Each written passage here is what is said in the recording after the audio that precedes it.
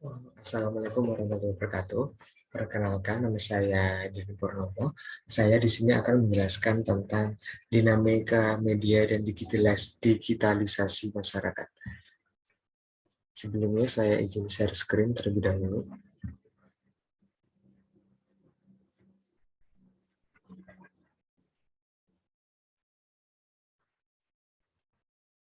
Nah, sebagai awal untuk memahami dinamika media dan digitalisasi masyarakat tersebut, maka yang pertama, pakar komunikasi global sepakat bahwa era modern ditandai dengan era informasi.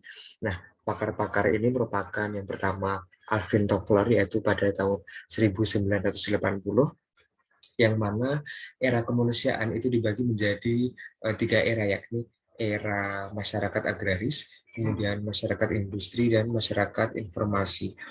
Masyarakat agraris merupakan masyarakat yang mata pencaharian ini di bidang petani dan pemenuhan atau ketergantungan sehari-harinya itu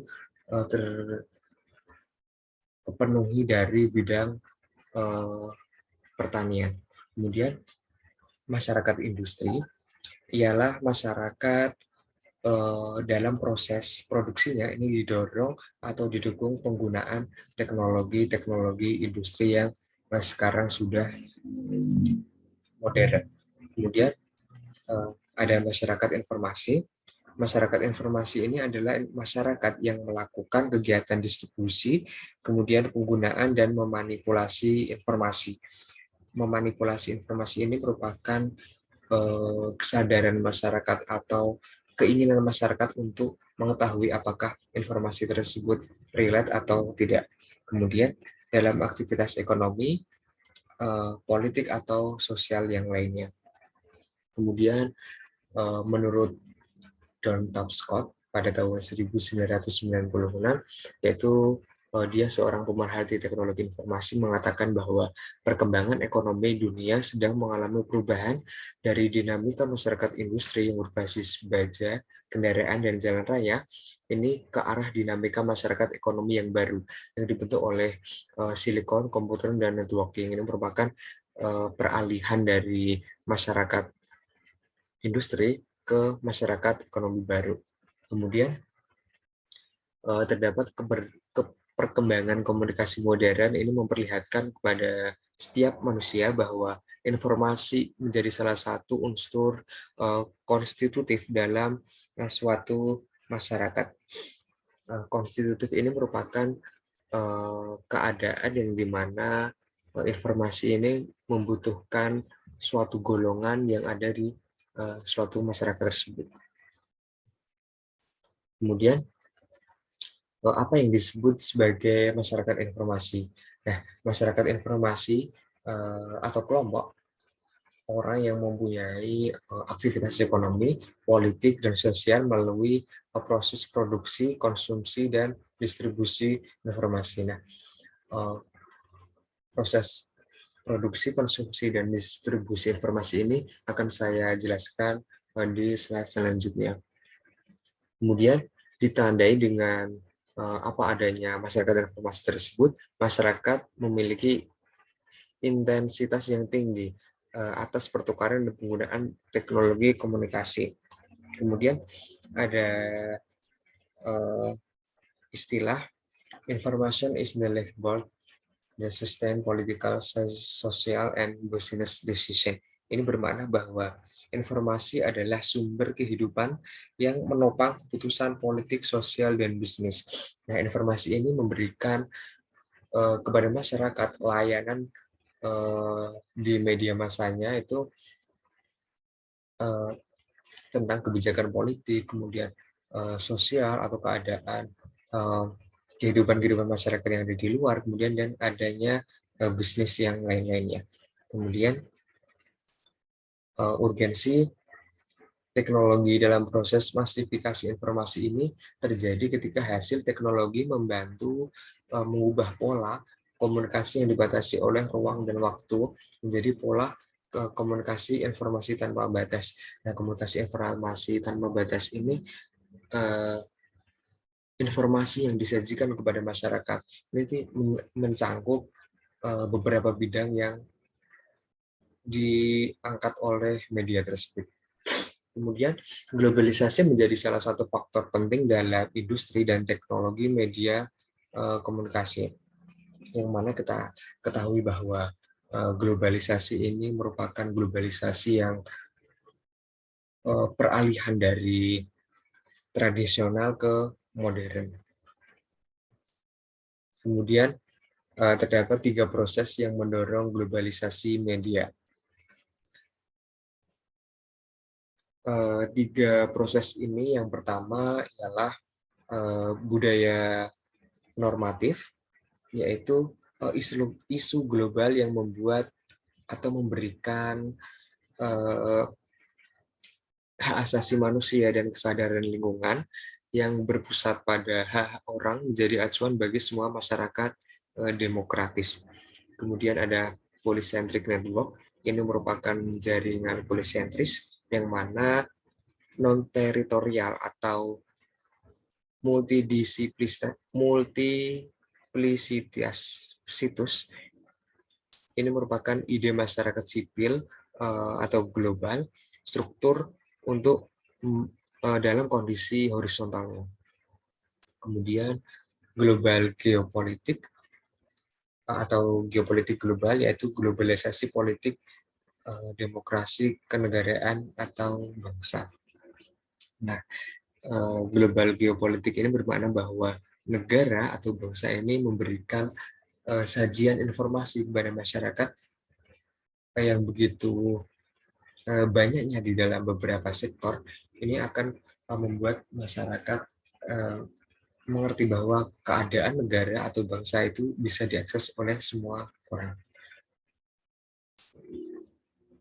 Kemudian Global Village dan Information Society. Global Village ini menurut Luhan ini adalah informasi dan komunikasi terbuka serta adanya peran media massa. Nah, efek dari Global Village tersebut menghasilkan ada kesamaan persepsi, yang mana persepsi ini merupakan persepsi masyarakat nasional merupakan masyarakat internasional, yang mana kesamaan persepsi ini merupakan adanya kesadaran masyarakat dan kesadaran media akan pentingnya informasi tersebut untuk didistribusikan. Kemudian ada information society, terdapat produksi, distribusi, konsumsi, dan manipulasi media. Nah, di sini saya akan memberikan contoh tentang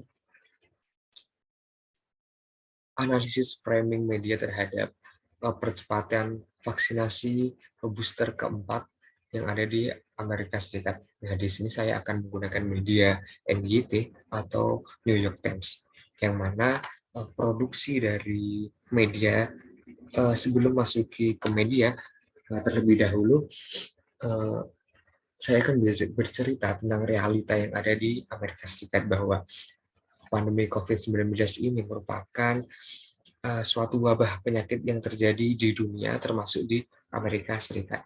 Pandemi COVID dinilai sebagai sebuah ancaman yang begitu memberikan dampak terhadap globalisasi dunia, yang mana pandemi COVID menyebabkan lumpuhnya semua sendi-sendi kehidupan di masyarakat secara global, baik secara ekonomi maupun secara sosial. Kemudian pemulihan secara cepat, khususnya di bidang ekonomi, amat sangat penting untuk dilakukan agar roda-roda perekonomian ini kembali berjalan. Hal pertama yang harus dilakukan adalah bagaimana media ini membuat semua orang mengenal terhadap pandemi ini. Dan kemudian media dalam hal ini mengangkat solusi vaksinasi sebagai sesuatu yang harus diwajibkan kepada semua orang, termasuk melakukan vaksinasi keempat atau lanjutan dari 1, 2, 3. Kemudian dalam produksinya, media ini memproduksi informasi bagaimana pentingnya vaksin sebagai penangkal wabah yang terjadi. Disinilah media mempunyai perspektif bahwa melakukan vaksinasi merupakan upaya yang penting untuk membuat persebaran COVID-19 menjadi teratasi. Kemudian distribusi, media mendistribusikan informasi tersebut kepada masyarakat, dilanjutkan tambahan atau vaksinasi keempat. Kemudian media ini dikonsumsi oleh masyarakat. Informasi yang diterima masyarakat ini kemudian direkonstruksi dalam kesadaran society yang pada akhirnya menganggap bahwa vaksinasi sebagai sesuatu yang wajib. Disinilah perspektif media bekerja mempengaruhi khalayak umum. Nah, di sini kita lihat bahwa information society ini dari proses produksinya, kemudian distribusinya, konsumsinya, dan rekonstruksi media ini memberikan dampak kepada masyarakat. Hasil yang dibawa media ini akan mempengaruhi kesadaran masyarakat, keinginan, ataupun mempengaruhi pikiran yang ada di masyarakat. Kemudian CNN News atau berita ini melaporkan bahwa laporan tentang peristiwa yang terjadi dan ingin diketahui oleh umum dengan sifat-sifat tertentu. Nah, sifat-sifat tertentu ini memiliki unsur penilaian terhadap media global yang terdiri dari konflik, kemudian aktual ini adalah bahwa berita ini tidak mengada-ada gitu. Kemudian kemajuan, kemudian penting, kemudian ada dekat, kemudian unik, manusiawi. Nah, manusiawi ini merupakan berita yang ditonjolkan tidak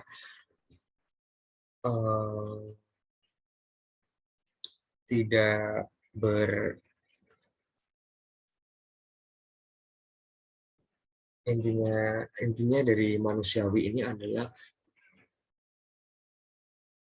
dalam media memberitakan itu harus sesuai dengan yang ada di masyarakat, kemudian berpengaruh. Nah, berpengaruh di sini merupakan bagaimana berita ini menyajikan suatu informasi yang akan dicerna oleh masyarakat itu sendiri. Kemudian, apa sih masyarakat informasi digital itu? Nah, informasi yang diolah oleh masyarakat, informasi dalam konteks ini dapat dikatakan sebagai bagian dari kapital. Nah, kapital ini merupakan modal masyarakat untuk mencerna informasi yang disajikan oleh media. Kemudian masyarakat melihat bahwa modal ekonomi sosial didasarkan pada informasi, sehingga informasi telah menjadi komoditas. Nah, komoditas ini merupakan istilahnya seperti perdagangan atau disimpan untuk jarak atau jangka tertentu. Kemudian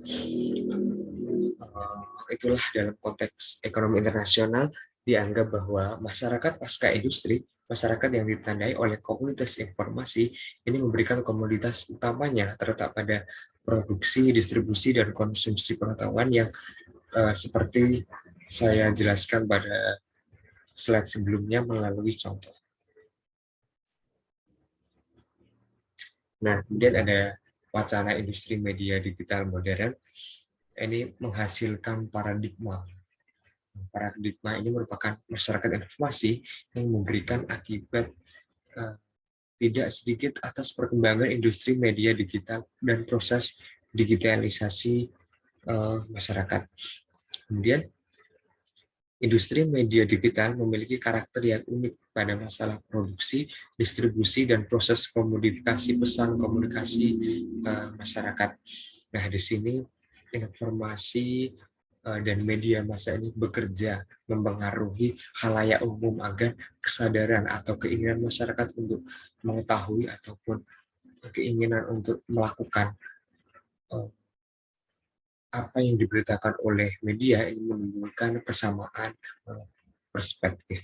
Kemudian terdapat argumen yang muncul dari peran teknologi yang krusial dalam industrialisasi media. Yang pertama, argumentasi budaya komunikasi yang berkembang. Kemudian yang kedua, argumentasi perkembangan sistem ekonomi sosial dan budaya yang dihidupi oleh manusia modern. Kemudian yang ketiga, argumentasi subjektif, yang mana manusia ini selalu tidak merasa puas dengan perkembangan media komunikasi modern, yang mana berita yang disajikan oleh media ini kadang menimbulkan banyak kontroversi ataupun kontra terhadap pikiran masyarakat, yang kemudian membuat media ini, informasi yang diberikan tidak sesuai dengan apa yang diberitakan. Nah, kemudian di sini ada Dieter Lorem Ipsum, yaitu pada tahun 2018, 2019, 2020 ini memiliki persamaan, yang mana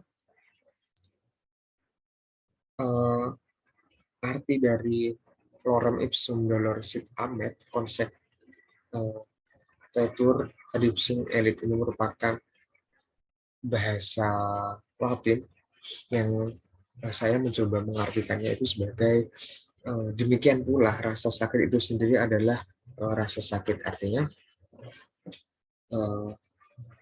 media memberitakan media memberikan informasi kepada masyarakat bahwa media ini, informasi yang disajikan ketika tidak sesuai dengan ekspektasi masyarakat ataupun tidak ekspektasi dengan suatu realitas